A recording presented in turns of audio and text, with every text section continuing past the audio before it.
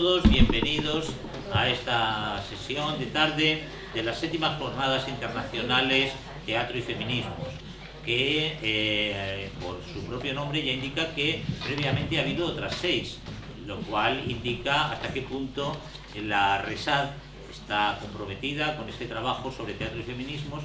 Pero lo que pasa es que decir la RESAD está bien, porque es la RESAD con todos sus técnicos, con todo el personal que trabaja, quien lo apoya, pero quien lo hace en realidad son Ana Contreras y Alicia Blas, a las que tenemos aquí organizando, siguiendo todas las sesiones y bueno, pues haciendo que sean realidad estas jornadas cada año.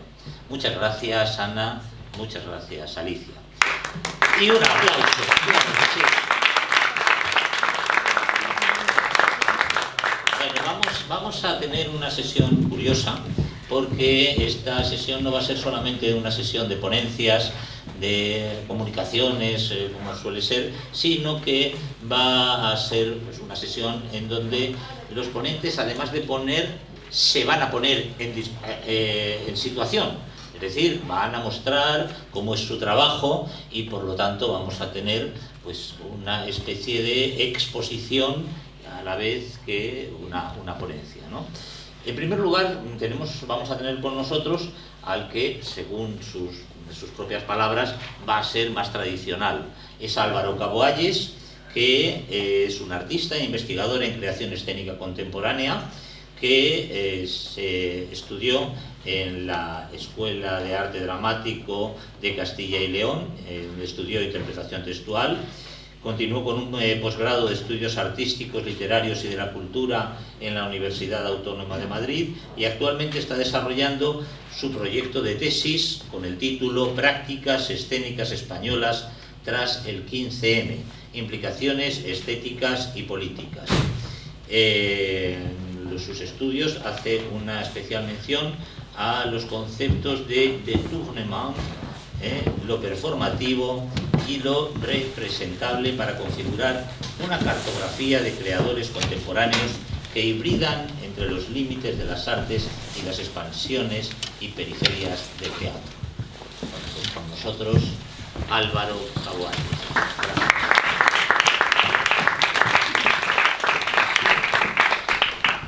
Bueno, buenas tardes.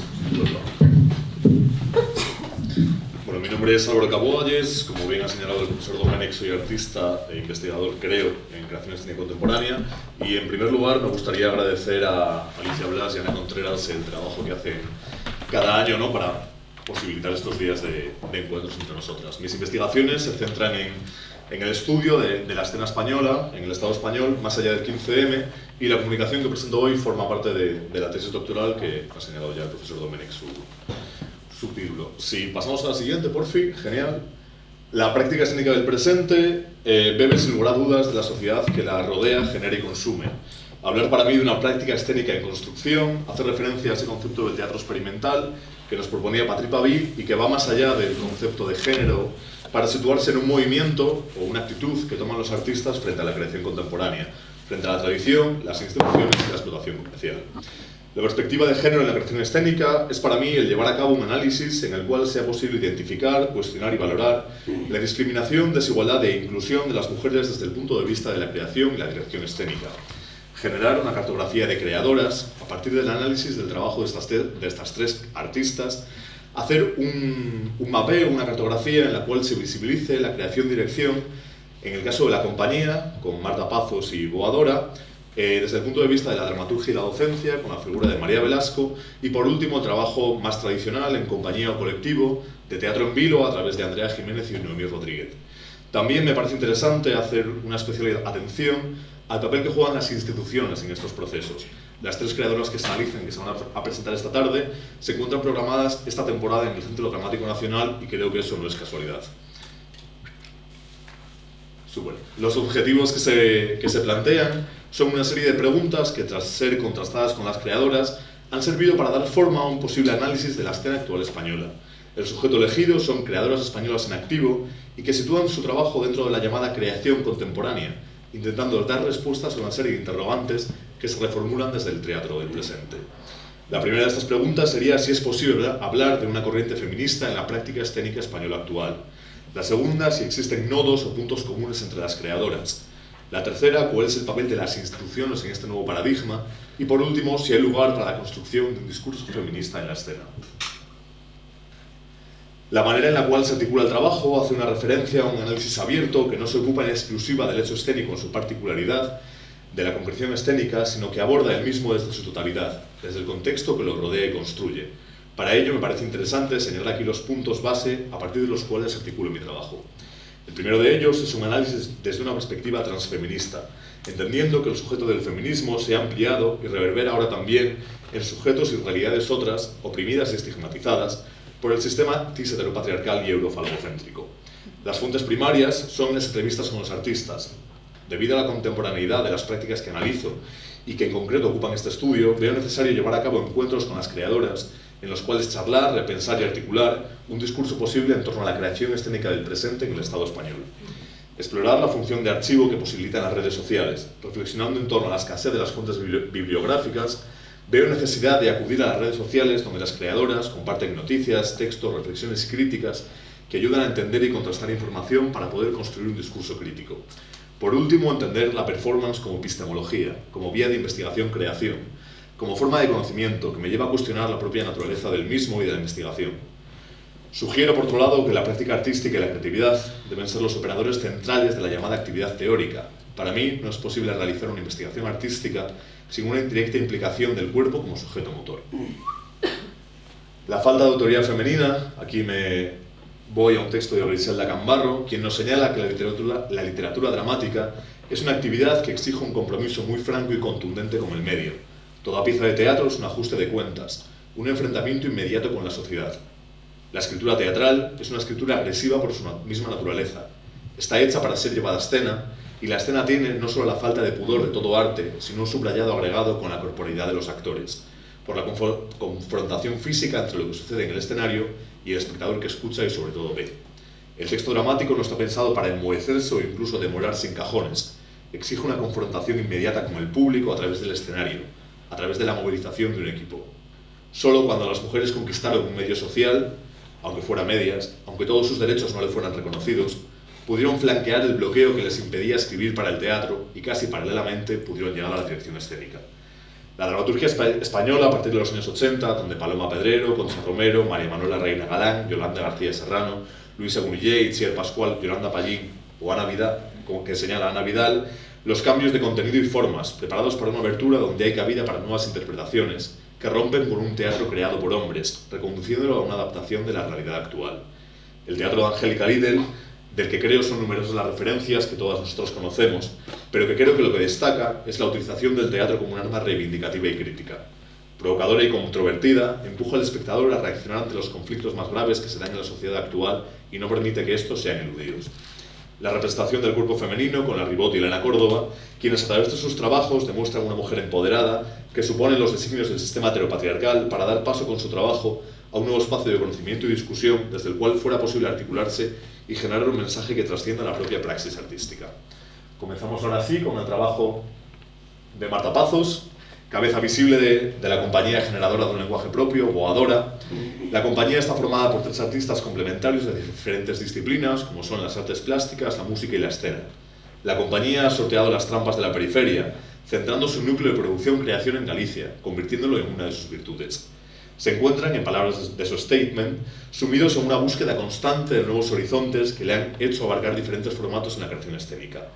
La primera de sus propuestas, Sueño de una noche de verano, estrenada en el año 2017, revisita la clásica obra de Shakespeare desde una perspectiva transgénero.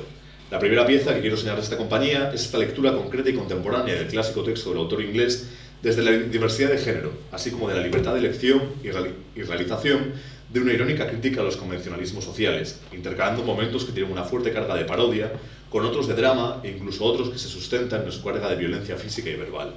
Garage, una pieza del 2017, es un proyecto realizado con mujeres trabajadoras de la industria automovilística, una propuesta que primero se desarrolló en Francia, en el Teatro Nacional de Montbéliard, y más tarde en Galicia, con trabajadoras de la PSA Peugeot Citroën, y en escena vemos a 8 mujeres, que no actrices, trabajadoras del sector del automóvil que, en tanto que pioneras, dan cuenta de su experiencia en relación a cómo rompieron los estereotipos de género a los que tuvieron que enfrentarse al ser las primeras mujeres que trabajaban en un sector tan masculinizado y heteropatriarcal.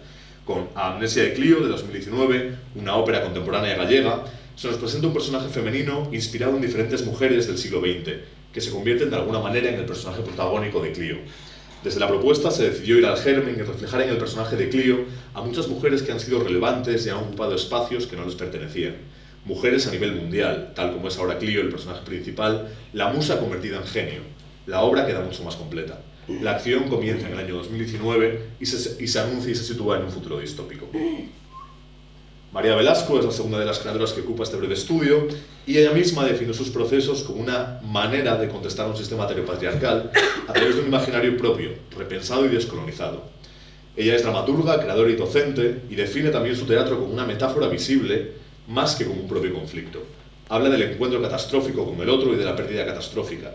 Se la ha relacionado con las prácticas de la autoficción, con las dramaturgias íntimas o con las prácticas de lo real, pero en su trabajo abarca diversidad de públicos desde un vínculo personal con el proyecto y un marcado interés en el teatro político, el riesgo formal y la falta de decoro de nuestras democracias. Con su texto La soledad del paseador de perros, estrenado en el 2016 en la Sala Cuarta Pared, con la codirección de Guillermo Heras, quien en la dirección crítica del texto nos habla de la creación de un discurso artístico no para meros consumidores, sino para ciudadanos críticos. Quien habla en el texto es la voz de una mujer que puede tomar prestado el cuerpo de un hombre, aunque haya sido él el que le haya hecho daño. No creo que en la vida real la línea entre víctima y verdugo esté claramente definida, tal y como sucede en la literatura, donde es fácil caer en categorías estancas. Las implicaciones que muchas veces emanan de los personajes de esta obra puede que molesten o incluso nos confronten con nuestros propios fantasmas de manera real.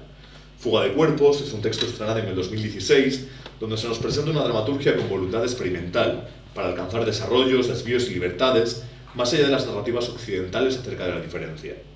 El texto podría definirse como una comedia romántica que posee dos caras. La primera, la cara A, el punto de vista de ella. La cara B, el punto de vista de él. En el pasado fueron pareja, ahora se buscan por separado, haciendo trabajo social y terapia de grupo, con experiencias como la prostitución o el poliamor, como el aborto o la paternidad. El feminismo busca aquí la complicidad de una risa que, al entrometerse en cuestiones acuciantes de las políticas de género, adquiere un nuevo significado. Por último, Taxi Girl, estrenada en este año 2020 y que actualmente se puede ver en el Centro Dramático Nacional, la obra recrea el famoso triángulo sexual que formaron los directores Anais Nin y Henry Miller con la esposa de este, June Mansfield, en los años 30 de París. Raquel Vidales, en El País, nos habla de que los diálogos de esta propuesta son en realidad una selección de reflexiones sobre el amor, el deseo, la moral, la hipocresía social, la transgresión, la libertad, el patriarcado y el feminismo.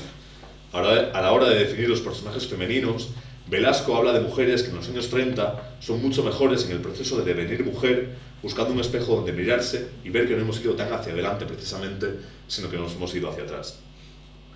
Por último, hablar de Teatro en Vilo. Esta compañía, encabezada por Andrea Jiménez y Noemí Rodríguez, persigue un constante diálogo con su entorno social, político y personal, lo que le obliga constantemente a renovar su lenguaje escénico. Desde sus espectáculos y formaciones, la compañía busca situarse en la delgada línea que separa el teatro de la vida y de la ficción de la realidad, combinando lo improvisado y lo coreográfico, lo grotesco y lo autobiográfico, el humor absurdo y la comedia gestual, la ternura y la irreverencia. Teatro en Vilo se ha lanzado a la apasionante aventura de intentar desentrañar el tiempo presente en el que vivimos. Con Generation Y, un texto estrenado en el 2017, por un reparto íntegramente femenino, esta pieza ha sido generada en el contexto de Londres, lugar en el que vivían las creadoras, y que en palabras de José Miguel Vila es un vaivén de metateatralidad en la que se suceden acciones y reacciones entre el escenario y el público, donde se manifiesta la incertidumbre, la desesperanza, los sueños, la frustración y los miedos de toda una generación, aquella que vino al mundo en los años 80 del siglo pasado y, aunque pueda pensarse otra cosa, todo ello aparece envuelto en una comicidad constante que dulcifica el pesimista mensaje de fondo que encierra la propuesta teatral.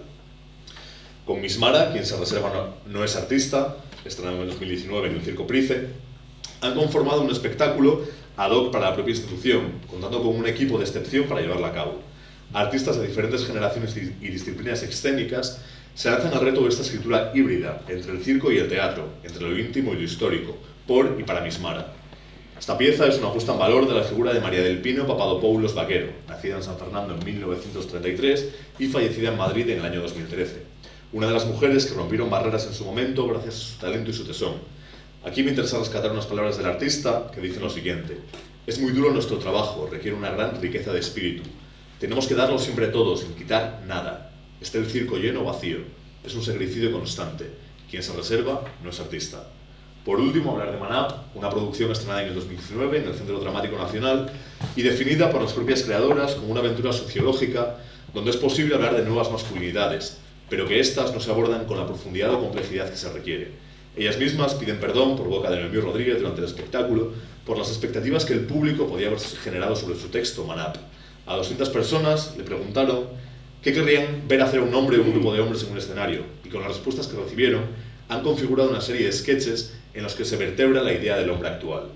Por último, me interesaría ahora hablar del papel de las instituciones, y esto se articula en 4 ítems diferentes. En un primer lugar, hablar de certámenes, festivales y premios, en los que se potencia específicamente esta creación de dirección femenina, como puede ser el Encuentro de Mujeres Iberoamericano de las Artes Escénicas, el Proyecto Vaca, Asociación de Mujeres en la Escena, el Premio María Teresa León o el Festival Ellas Crean. A la hora de preguntar a las creadoras sobre estas cuotas de participación femenina, señalan la violencia institucional y que este discurso no es operativo desde las propias instituciones.